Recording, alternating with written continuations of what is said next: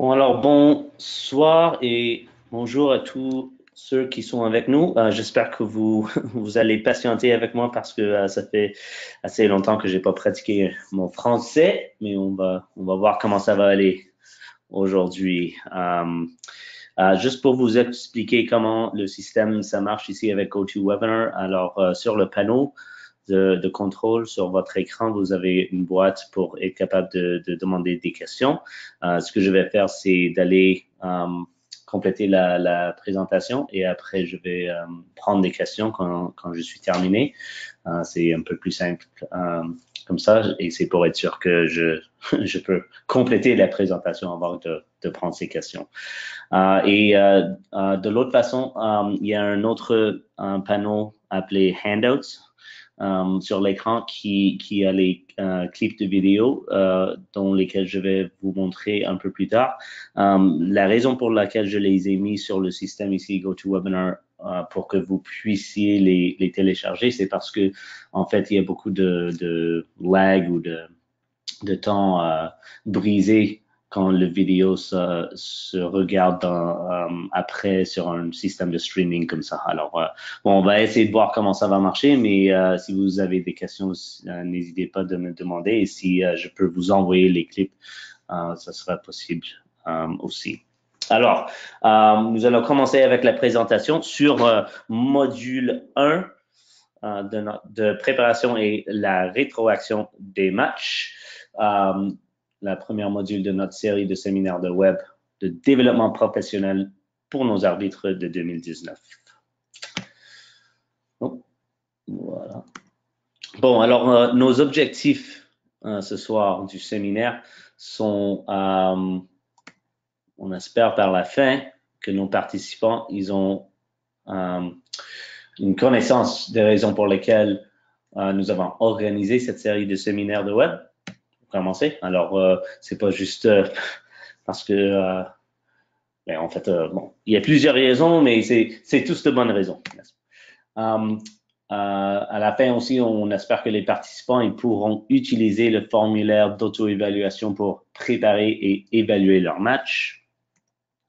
Ils comprendront comment pratiquer délibérément leurs éléments de travail entre un match. Alors, nous allons regarder à quelques exemples de comment on peut être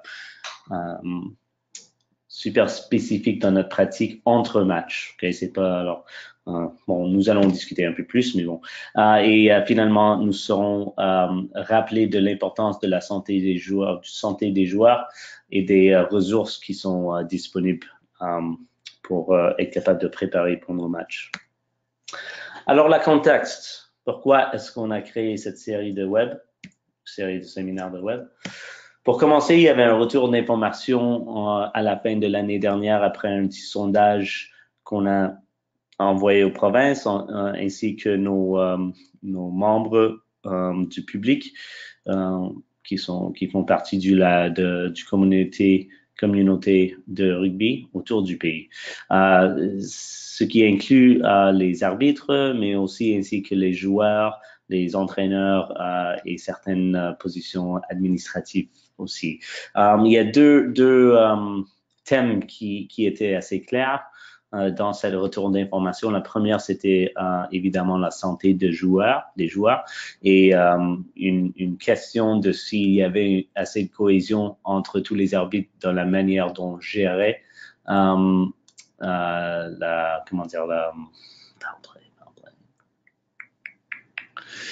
le jeu déloyal. Alors, il y avait certaines questions par rapport à ça.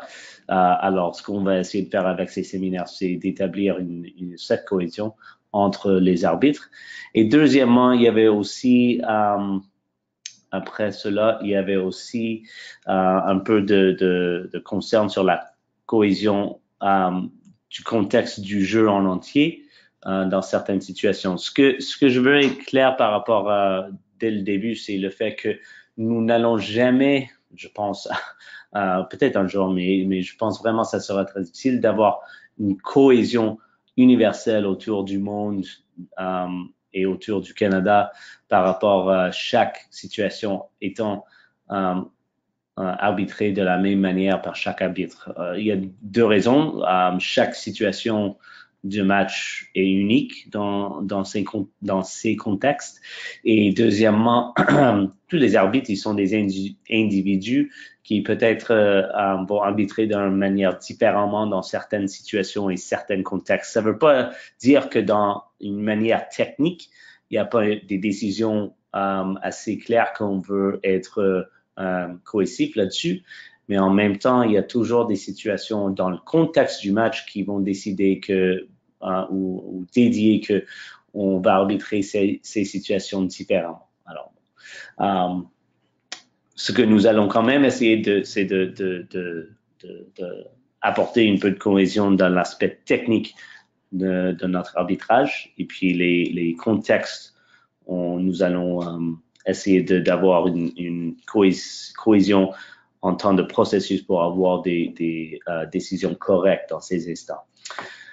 Alors, la deuxième raison pour laquelle, évidemment, pour laquelle on a cette série, c'est un effort pour assurer l'amélioration des compétences d'auto-évaluation. Alors, c'est pas forcément de dire que tout le monde, encore une fois, va être capable d'arbitrer de la même manière, mais plutôt que quand nous faisons notre auto-évaluation, il y a certains morceaux de processus que je pense nous aidera beaucoup. Et si on a un peu de clarité et un peu d'expérience et on pratique ces processus, nous allons avoir des résultats plus profonds au cours de la saison. OK, et finalement, pour compléter tout ça, on avait besoin de commencer avec un point de référence. Alors, on a créé deux choses. Le premier, c'est le profil d'arbitre de Rugby Canada ou du rugby canadien. Et deuxièmement, cette formulaire d'auto-évaluation. Alors, tout ça est pour le moment, au moment, disponible sur le site web de Rugby Canada. Et nous allons les regarder ici. Alors, voici des photos, mais je vais vous montrer les documents précis. Et je vais vous montrer où nous pouvons les télécharger. Alors, dans cette profil, ce que nous avons décidé de faire, c'est avoir 3 thèmes ou 3 thèmes d'arbitrage que nous voulons que chaque arbitre travaille sur ces aspects de son arbitrage. Et dans chacun de ces thèmes, il y a 5 facteurs clés. Alors, pour commencer, il y a notre gestion de match, soit notre premier thème, il y a une définition, et après, il y a les 5 facteurs clés. Je pense pour le premier, en fait, il y a seulement les 4 qui sont écrits ici. Alors, j'ai fait une note que je dois changer, en fait. Alors, j'espère pour demain, ça sera terminé. Alors, voilà les trois thèmes. Alors, il y a le gestion de match, l'aspect technique de notre arbitrage et l'aspect tactique. C'est pas pour dire qu'un aspect soit plus important que l'autre, certainement, mais ce que nous voulons faire, c'est être sûr que tout le monde a une compréhension assez cohésif de ce que on veut essayer d'avoir avec cette profil. Okay. Alors, le deuxième document, c'est le formulaire d'auto-évaluation. Alors, la section où on plante notre avant-match, ce qui nous donne l'habilité de mettre un peu d'informations par rapport au match, qui est en train de jouer, quelle est la compétition, etc. Pourquoi est-ce que c'est important? Alors, c'est pas forcément quelque chose qu'on doit mettre dans le document, c'est juste disponible pour ceux qui veulent un peu de contexte autour de leur match. Alors, l'aspect que nous avons décidé d'essayer ici avec nos plans et nos objectifs, c'est de les lier aux 3 thèmes qui sont dans le profil. Alors, un but ou un objectif dans le match qui soit technique, un qui soit tactique et un qui soit par rapport aux gestions du match. Et je pense pour moi, l'aspect le plus important, c'est comment est-ce qu'on tente d'accomplir ces objectifs dans nos matchs. Alors, nous allons regarder quelques exemples de ce que je veux dire, mais en même temps, ça ne veut rien dire d'avoir un objectif technique, tactique ou gestion de match si on n'a pas des méthodes pour essayer pendant le match d'accomplir ces objectifs. Et la deuxième page ici, c'est sur l'auto-évaluation après match. Je dois changer la language, mais nous allons travailler là-dessus. Alors, ce qu'on a, c'est le formulaire, c'est on est capable de mettre les cochets dans des boîtes. Quand nous regardons un peu plus tard à comment est-ce qu'on remplit cette formulaire, c'est jamais c'est pas que c'est jamais recommandé, mais c'est pas forcément recommandé ou c'est pas nécessaire de tout d'avoir un cocher dans chaque boîte. En fait, ce qu'on veut regarder, c'est par rapport à nos buts, nos objectifs, quelles étaient les boîtes ou les compétences clés qui étaient le plus important par rapport à nos buts. Alors, nous allons regarder ça un peu plus tard. Et finalement, on essaie de mettre un petit plan en place pour le prochain match et essayer d'avoir des manières de pratiquer ces éléments que nous allons travailler entre matchs. Alors souvent, ce qu'on fait, c'est on écrit ces revues ou ces auto-évaluations pour nous dire, oui, le prochain match, je vais travailler sur cet élément ici et on fait rien du tout entre matchs. Et après le prochain samedi, on essaie de se rappeler de ce qu'on voulait faire et de le mettre en pratique pendant le match, ce qui ne nous donne pas le point optimal d'avoir un peu de succès. Alors, pour télécharger ces documents sur le site de Rugby Canada, dans la section de développement d'arbitrage, nous avons quelques liens ici. Alors, il y a l'image des dates et je vais revenir à cette image-ci dans quelques minutes à la fin de la présentation, juste pour nous rappeler des prochains séminaires qui vont venir. Alors ici, il y a le profil du rugby canadien. Alors, on peut télécharger ce document ici, quand mon ordinateur veut marcher. C'est juste une image qui est téléchargeable. Et enfin, ici, on a la possibilité de télécharger le PDF pour que vous puissiez l'utiliser dans vos matchs ou pendant vos matchs. OK? Alors, ça, c'était un peu du contexte de pourquoi on a commencé la série de séminaires de web. Et juste parce que je sais, ça m'a pris à peu près 50 minutes pour tout faire en anglais et que ça me prend un peu plus de temps en français hier, je vais avancer assez vite. Alors, pour utiliser la formulaire, nous avons la section pour commencer de préparer nos avant-matchs. Préparation avant-match. Alors, pour moi, ça doit toujours commencer avec un plan de saison. Alors, comme ça, nous avons nos plans de match ou nos objectifs pendant le match qui sont liés à ce que nous voulons accomplir pendant l'année. Alors, on regarde plus ou moins pour les aspects un peu plus philosophiques de notre plan d'arbitrage. Quels sont nos grands objectifs qu'on souhaite réaliser au cours de l'année? Et par exemple, alors ce que j'ai fait, c'est j'ai pris, il n'y a pas un document ou formulaire pour un plan de saison que nous avons créé. Ce que j'ai pris, c'est ces 3 thèmes dont on a vu sur le profil pour dire oui, d'un aspect technique, pendant l'année, j'aimerais améliorer la précision de mes décisions au plaquage et par 50% d'ici la fin de la saison. Alors, avant de continuer, ce que j'ai fait avec ces idées, c'est simplement mettre des idées sur la page. Si on veut en discuter un petit peu des objectifs elles-mêmes, je pense que c'est important de savoir que est-ce que l'objectif elle-même, on est capable d'avoir un peu de succès avec. Pour être capable de dire on avait un succès de 50% d'amélioration dans la précision de nos décisions, on doit premièrement être capable d'avoir des statistiques par rapport à nos décisions. Alors, si on n'a pas de vidéo pendant une saison et si on n'a pas un entraîneur d'arbitre qui vient nous donner un peu de statistiques de ce qu'eux, ils pensaient était correct ou incorrect, bon, à la fin de la journée, c'est un peu impossible d'avoir de savoir si on avait du succès dans cet objectif. Alors, quand nous avons nos objectifs, on doit être assez pas spécifique, mais c'est quoi l'inverse?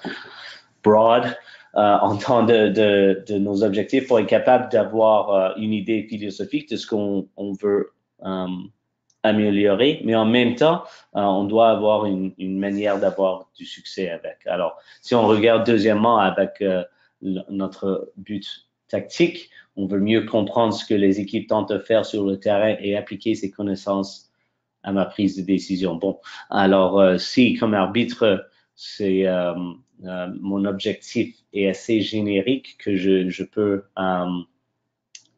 utiliser les métriques et les compétences clés dont nous allons voir, les facteurs clés dont nous allons voir.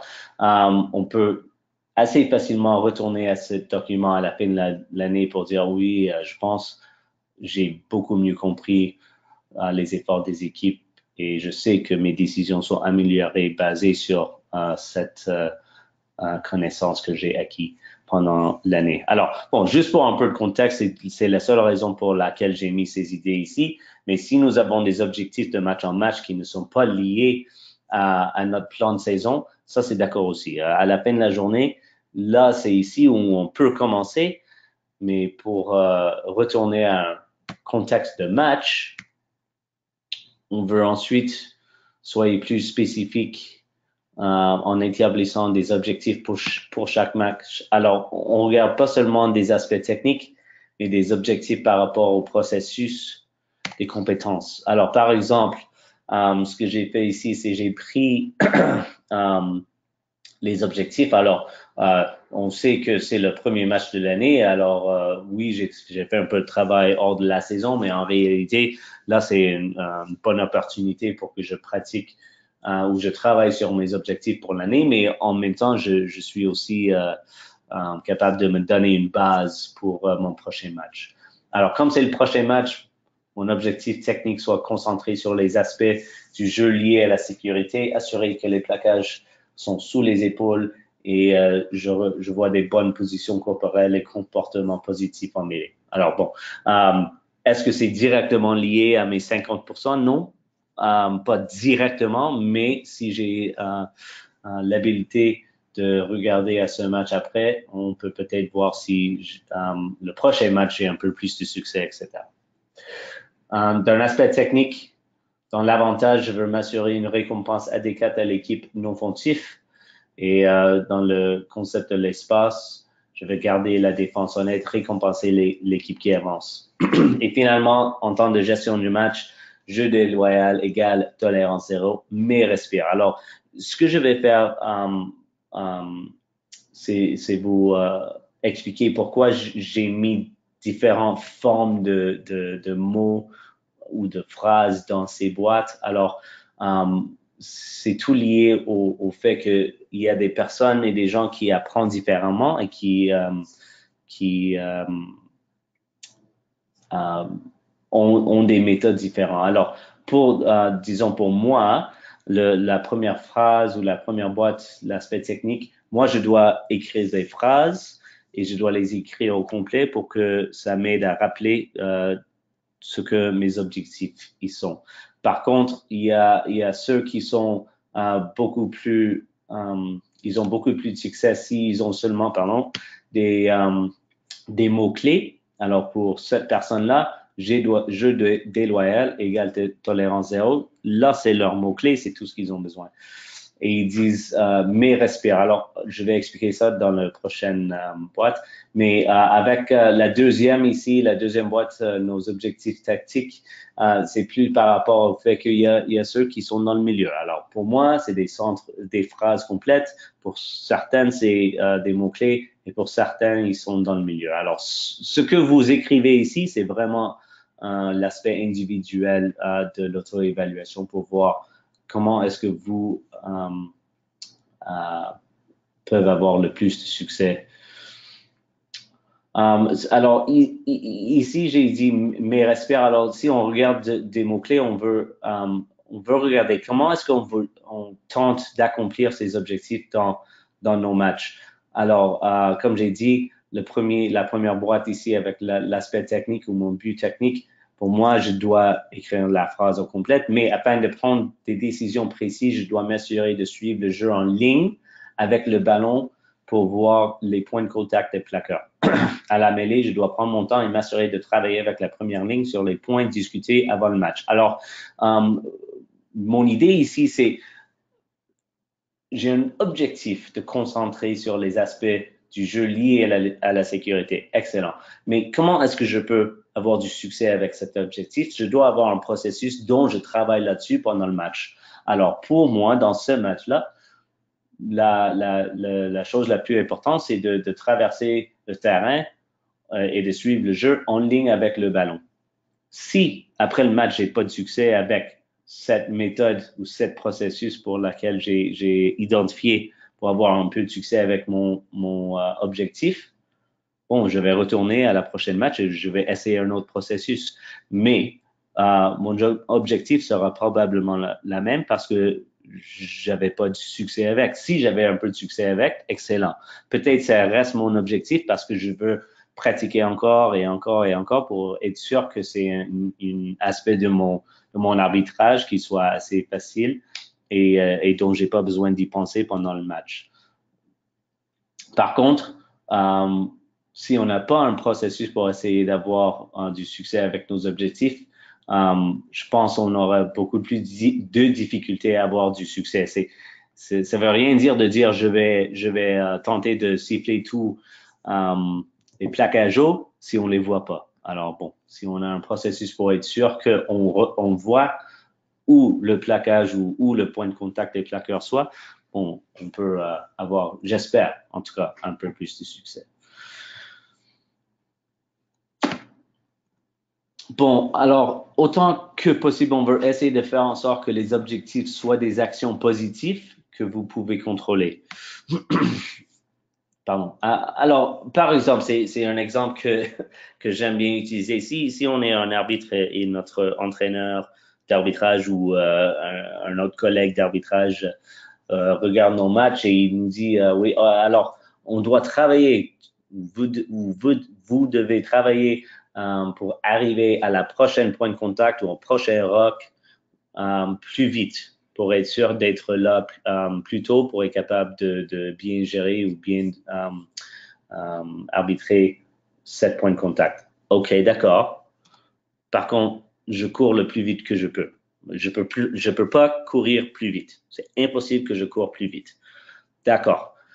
On sait alors que c'est quand même un objectif qu'on doit essayer de travailler là-dessus, d'arriver au point de contact prochain plus vite. Quels sont les autres points de processus dont on peut travailler pendant un match? Alors, peut-être on peut essayer d'améliorer nos 3 premiers pas quand on commence à courir. Est-ce qu'ils sont assez puissants? Est-ce qu'ils sont assez vite? Est-ce qu'on c'est assez rapide avec ces 3 premiers pas pour être capable d'arriver à la prochaine point de contact plus vite? Et deuxièmement, quand est-ce qu'on commence à bouger? Est-ce qu'on commence à bouger avant le ballon il sort ou après le ballon il sort du rock, du mêlée, etc. Souvent, on attend le ballon il commence à bouger et après nous on commence à bouger. Ça ne veut pas dire qu'on veut essayer de traverser le terrain en entier avant que le ballon il sort. Non, ce que je veux dire c'est dès qu'on prend 2-3 pas dans la direction où on sait que le ballon il va sortir, bon, on sait qu'on peut anticiper. Alors là, c'est une indication pour moi que l'arbitre est capable d'anticiper l'action du jeu et ils seront peut-être ou probablement dans une meilleure position d'être capables d'arriver à la prochaine phase du jeu plus vite que d'habitude.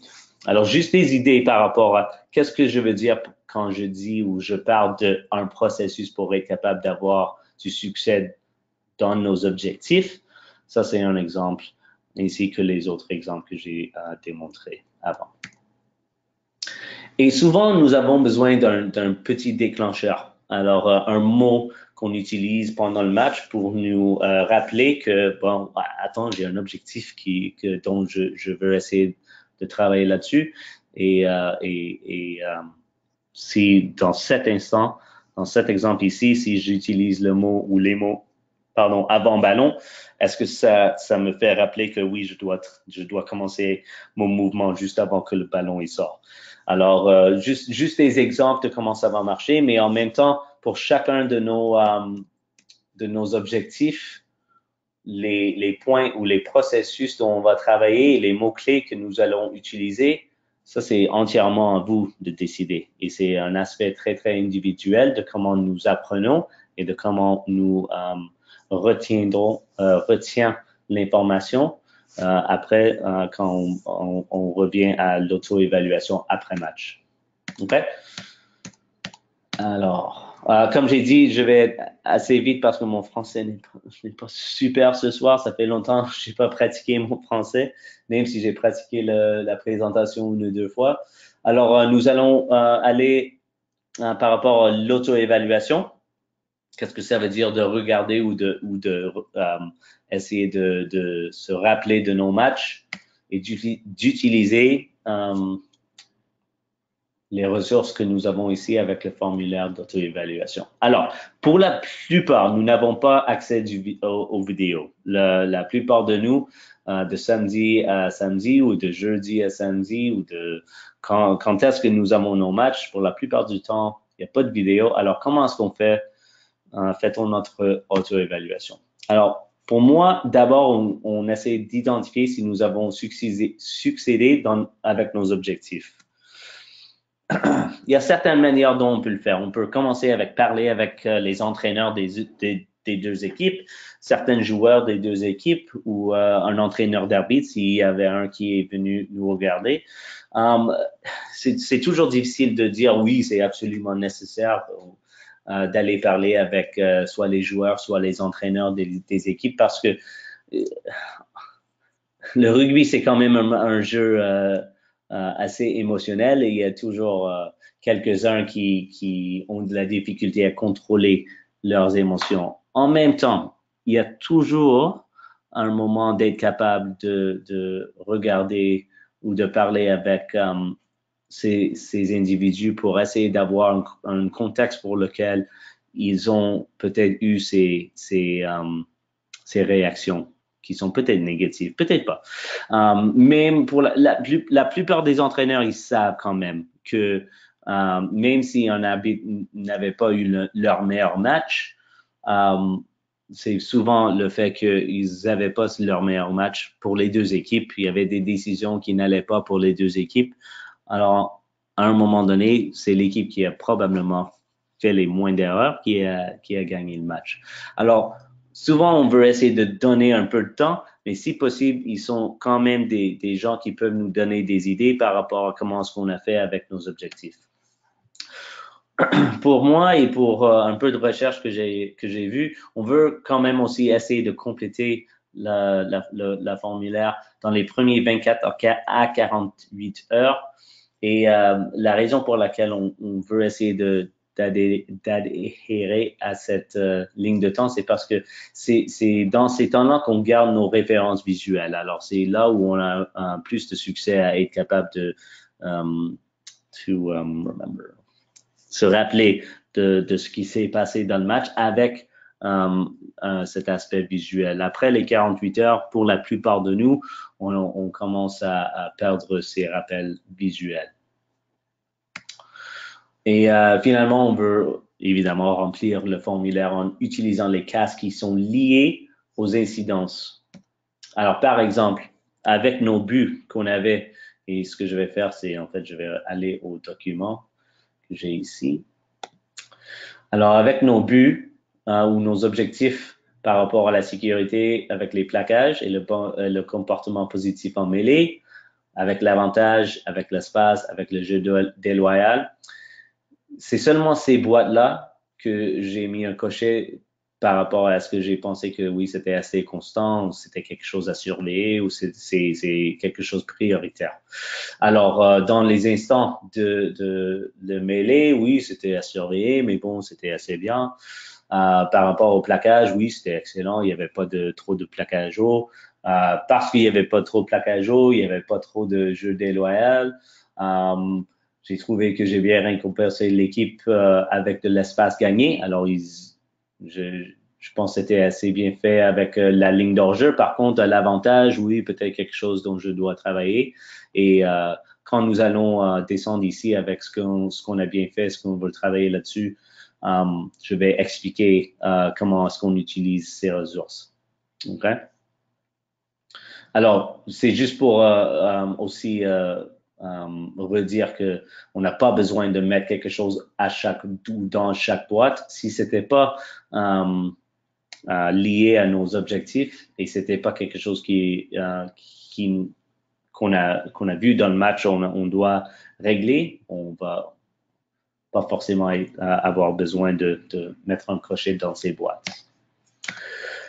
Prochainement, par contre, est-ce qu'il y avait quelque chose d'autre qui était important qui est apparu pendant le match ou après le match? Alors, peut-être il y avait une compétence où il y avait de la difficulté. On avait une compétence où on avait un peu de difficulté, où c'était soulevé comme un point à travers les capitaines ou les joueurs ou les entraîneurs, etc.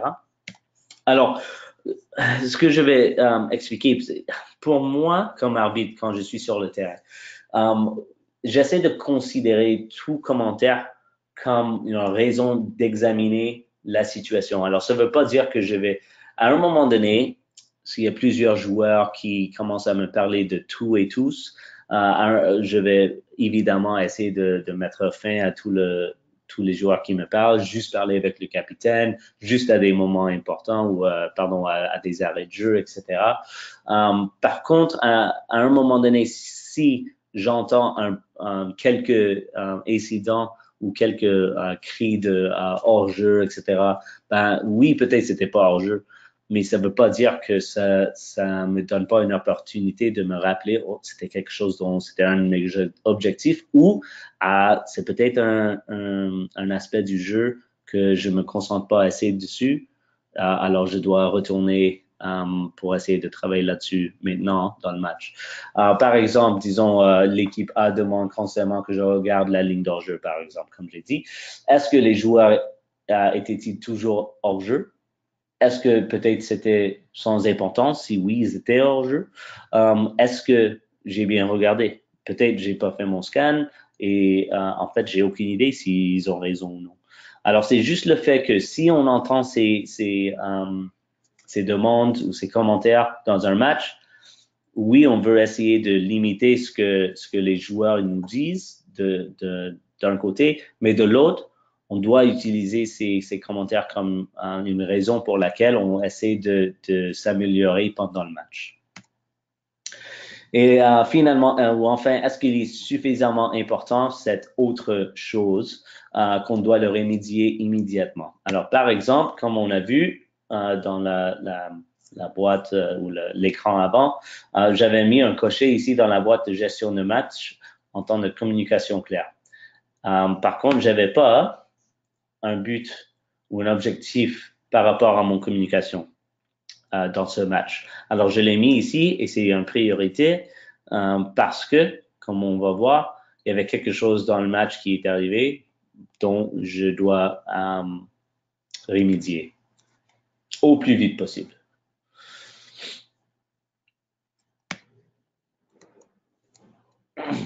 Alors, finalement, comment est-ce qu'on utilise ces infos en préparation du prochain match? J'ai mis un soin délibéré dans notre pratique. Alors, pour utiliser plusieurs exemples ici, on va retourner au formulaire dans un instant, mais si on retourne au exemple notre arrivée au plaquage ou aux prochaines phases de jeu plus vite, est-ce qu'on peut essayer de faire quelques aspects pratiques pour essayer de s'améliorer plus vite? Alors, on peut essayer d'aller aux entraînements d'un club et de courir quelques lignes pendant leur séance sans opposition et travailler spécifiquement pour se déplacer un peu plus avant le ballon, etc. Alors, les aspects de processus, les compétences de nos objectifs est-ce qu'il y a une manière de les pratiquer entre matchs? Alors ça, c'est un exemple. Peut-être aller à une salle de sport pour travailler sur notre puissance et notre force afin d'améliorer nos 3 premiers pas, dont j'ai 3 premiers pas, pardon, je dois changer mon grammaire, nos 3 premiers pas de la marque pour ensuite arriver à cette phase de jeu prochain un peu plus vite. Okay? Pour notre exemple de hors-jeu avec le capitaine qui nous parle d'hors-jeu et le besoin de ma part d'améliorer ma gestion de cette phase du jeu, du hors-jeu, est-ce que je peux essayer de réunir et organiser avec mes collègues, des autres arbitres, des exercices sur un terrain afin d'identifier des cartes numérotisées. Alors, on met des cônes sur le terrain et à des endroits différents et on a quelqu'un qui se place là où il y a un hors-jeu un peu plus éloigné dans la défense avec des cartes et des numéros et c'est là où on pratique notre mouvement de la tête pour être capable de regarder à ces numéros, à ces cartes numérotisées, etc. Ça, c'est juste des exemples, comme j'ai dit.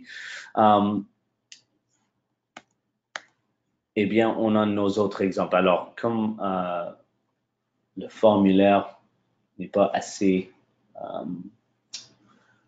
c'est trop petit sur l'autre page, on va venir ici. Alors, si on regarde en temps de ce match que j'avais, qu'est-ce que j'ai bien performé? Ben, dans mon temps technique, je pense, par rapport à mes objectifs techniques, je pense avoir bien fait un bon travail en travaillant avec les plaqueurs pour s'éloigner rapidement du ballon et permettre à la compétition pour le ballon.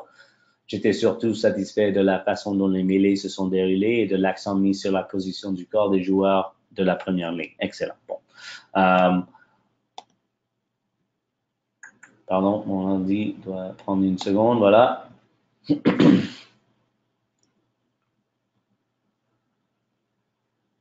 Alors, en temps de mes objectifs tactiques, j'avais aucun problème avec les hors-jeux au rock ou devant le botteur. L'avantage était compétent, d'accord?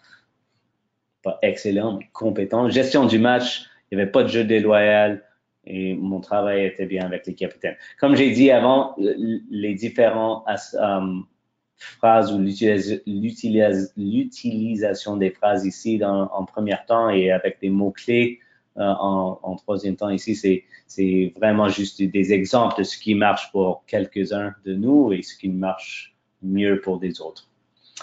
Alors ici, c'est là où c'est un peu plus excitant. Alors, qu'est-ce que nous avons identifié comme un élément à travailler? Alors, avec nos aspects techniques, avec le mêlée, je veux toujours m'assurer que j'ai des images plus claires de la bonne position après que le ballon soit entré dans le mêlée. Il y a eu des changements sous pression que je voudrais identifier plus rapidement sur le terrain pour travailler et éliminer ces tendances négatives. Tactique, avec avantage, seulement besoin d'appeler avantage quand ça soit présent. Trop d'avantages qui n'étaient pas terminés car il n'y avait jamais un avantage présent pour commencer.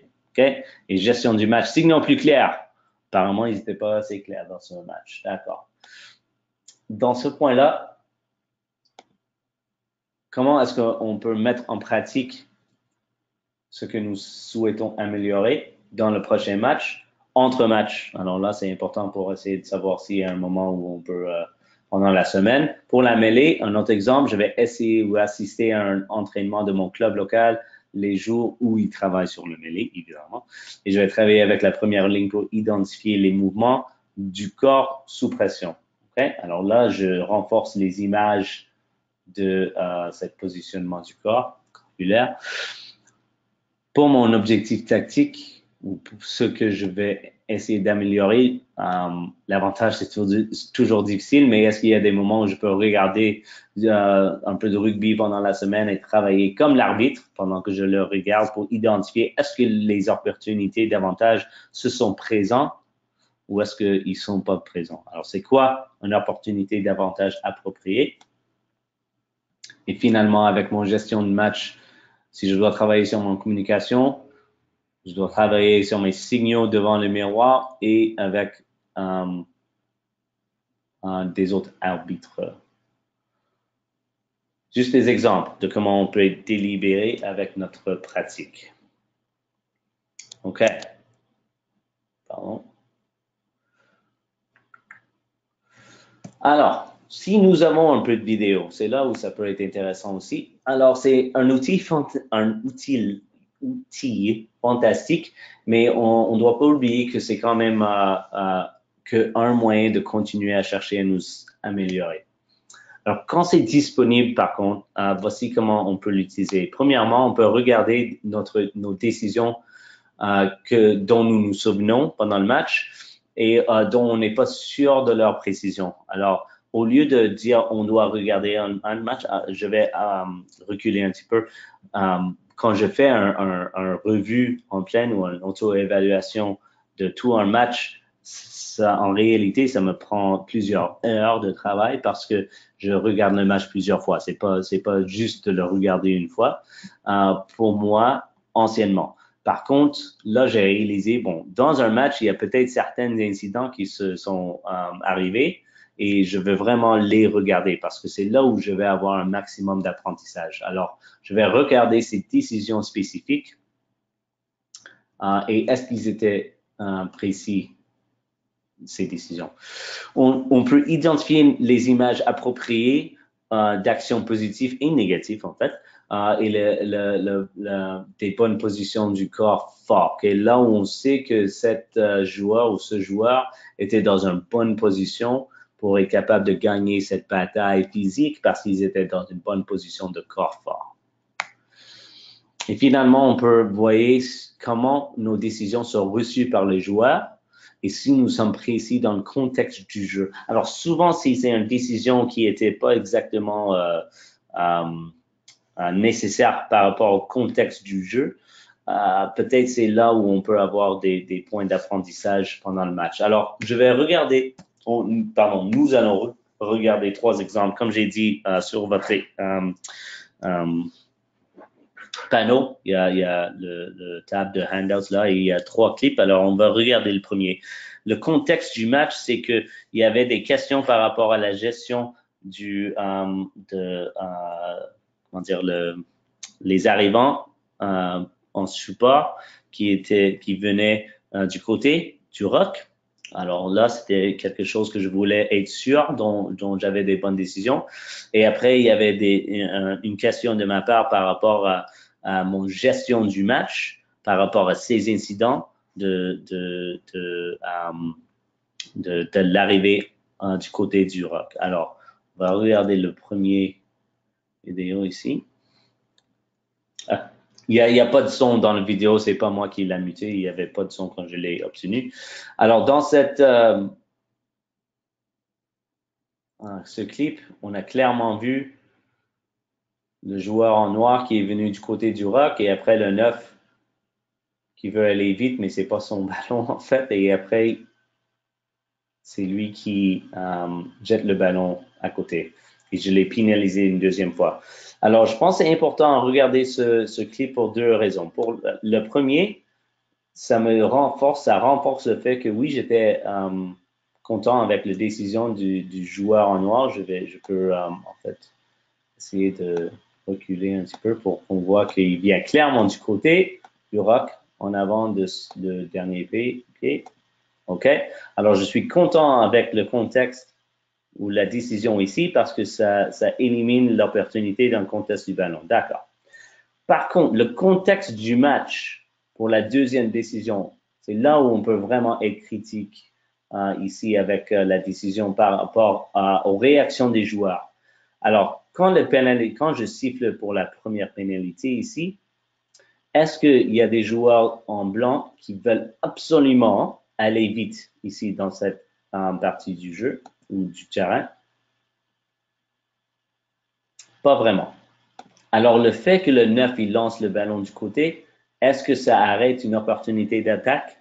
Forcément, peut-être pas, ou probablement pas. Par contre, là, j'ai fait une décision qui avance cette équipe sur le 5 mètres de l'équipe en noir pour voir, oui, est-ce que c'était nécessaire? Bon, si on prend une opportunité à des points, on va reculer le ballon quand même, probablement. Par contre, si on veut un mêlée, là, soudainement, notre mêlée d'attaque change peut-être. Alors, est-ce que ma décision était nécessaire? Probablement pas dans le contexte de l'impact de cette décision était peut-être un peu trop fort par rapport aux intentions de l'équipe blanc. OK? Alors, juste un exemple de comment on peut utiliser le vidéo pour regarder au contexte du match et nos décisions. Oups, pardon. Alors, le deuxième clip ici, c'est pour regarder est-ce que j'étais cohésif avec mes décisions par rapport à l'entrée du côté. Alors, c'est peut-être un peu plus difficile à voir, mais on voit l'équipe blanc et le joueur qui clairement entre du côté. Ça, c'est une des situations où je me disais, et c'est pas forcément que la décision était correcte dans le contexte du jeu. La raison pour laquelle je dis ça, c'est parce que on voit pas forcément le joueur en noir en position de contester, ce ballon. Alors, si le joueur en noir n'est pas en position de contester le ballon, est-ce que la décision était nécessaire par rapport aux actions du joueur blanc ici qui vient du côté? Peut-être pas. Par contre, c'était un point dont j'étais un des joueurs des deux équipes, en fait. Les capitaines des deux équipes étaient en train de m'en parler par rapport au sujet de cette entrée des joueurs sportifs. Et deuxièmement, c'était quelque chose dont j'ai dit, oui, je vais travailler là-dessus avec les joueurs. Alors, pour moi, c'était une décision qui était nécessaire dans le contexte du match parce que c'était quelque chose dont j'avais besoin d'éliminer dans le match. Okay? On va le regarder encore une fois, mais le contexte du match, forcément, ne donne pas toute l'histoire parce que la situation précise ne demande pas une pénalité, mais la situation dans le contexte du match par rapport à mes conversations avec les capitaines et ce que je voulais essayer d'avoir avec en temps d'action des joueurs, c'était nécessaire pour moi de siffler cette pénalité. Et finalement, il y avait le troisième exemple, ici avec le joueur en blanc en support qui vient clairement du côté. Et malheureusement, le vidéo, il est coupé un peu trop tôt. Mais c'était juste pour renforcer le fait que oui, j'étais vigilant dans cet aspect du match et je voulais être sûr que oui, j'étais en train de correctement sanctionner l'action de l'entrée au rock. Okay? Alors pour moi, ça c'est la meilleure façon d'utiliser le vidéo, c'est est-ce qu'on peut renforcer les images dont on a besoin de voir? Est-ce qu'on peut regarder la réaction des joueurs et le contexte du match en tant que de nos décisions? Et là, on a vu dans le premier clip que oui, peut-être j'aurais pu mettre une pénalité dans ma poche. Et troisièmement, est-ce qu'on peut être sûr que nos décisions sont précises? Okay? Alors, les trois fonctions ici de regarder un peu de vidéo, notamment si on a seulement 20 minutes un soir, vraiment être capable de regarder un peu de vidéo. Okay? Quelques notes pour nos entraîneurs d'arbitre. Alors, il y a une variété de façons d'utiliser le formulaire pour ceux qui sont sur le séminaire ici, d'auto-évaluation, mais il comporte deux aspects importants pour moi. Le premier, c'est de ne pas utiliser, c'est d'utiliser les boîtes comme des points de référence et non comme un mécanisme de classement.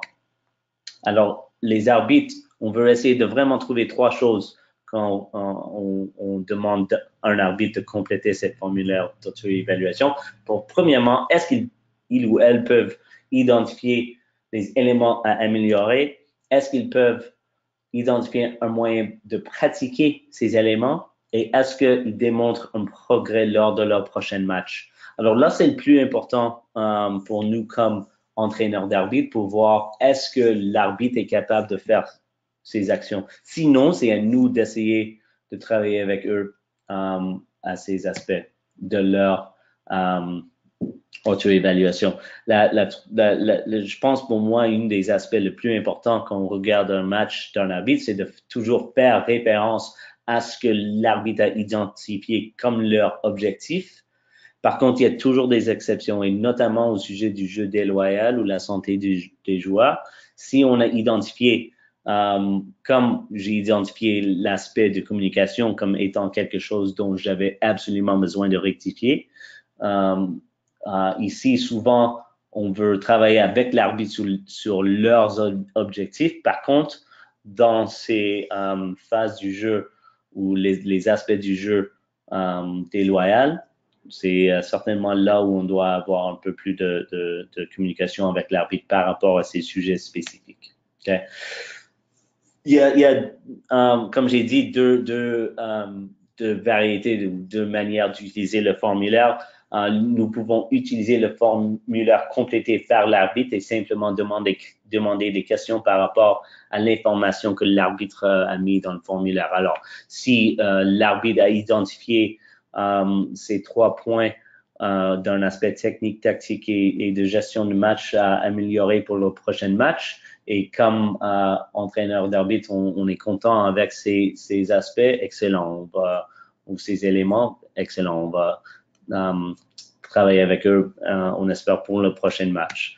Une autre manière de le faire, c'est évidemment de compléter un formulaire aussi nous-mêmes et de regarder et comparer les idées présentées par nous et par l'arbitre pour leur aider à voir est-ce que eux ils ont une bonne référence ou point de référence par laquelle elle complète ce formulaire ou cette auto-évaluation, ou est-ce qu'on doit en parler de, oui, en fait, quand on parle de ces aspects du profil, en fait, on veut essayer de vraiment travailler sur ces compétences spécifiques et non pas juste sur, oui, je vais plus fort avec mes décisions au rock, etc.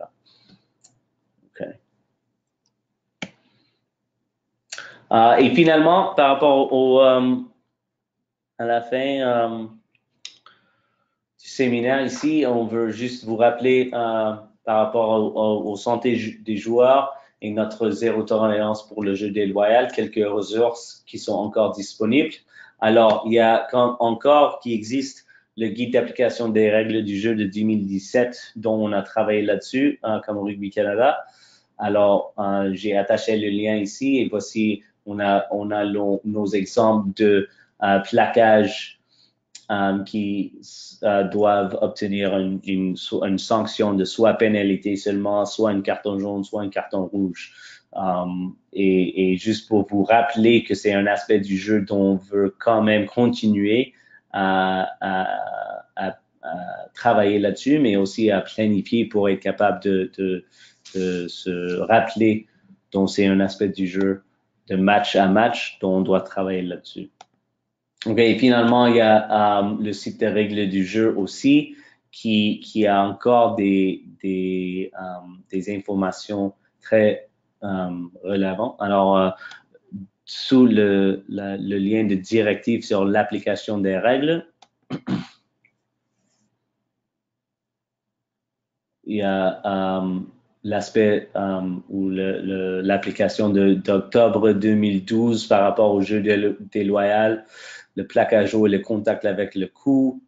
Alors, des exemples vidéo et là où dans le vidéo, il y a des exemples par rapport à un sanctionnement de pénalité seulement ou de carton jaune ou carton rouge. Et on a les mêmes vidéos ici de plaquage dangereux et accidentel dont j'ai référencé ici dans le guide d'application du règle. Alors, c'est les mêmes vidéos, mais avec les définitions spécifiques aussi par rapport à qu'est-ce que c'est une pénalité ou coup de pied de pénalité, qu'est-ce que c'est un carton jaune et qu'est-ce que c'est un carton rouge. OK? Et puis, comme j'ai dit, ça me prend un peu plus de temps en français qu'en anglais, mais nous sommes finalement terminés. Alors, merci à tous. Il y a évidemment quelques-uns qui sont sur le séminaire ici. Alors, si vous avez des questions, je suis disponible pour quelques minutes pour être capable de vous répondre.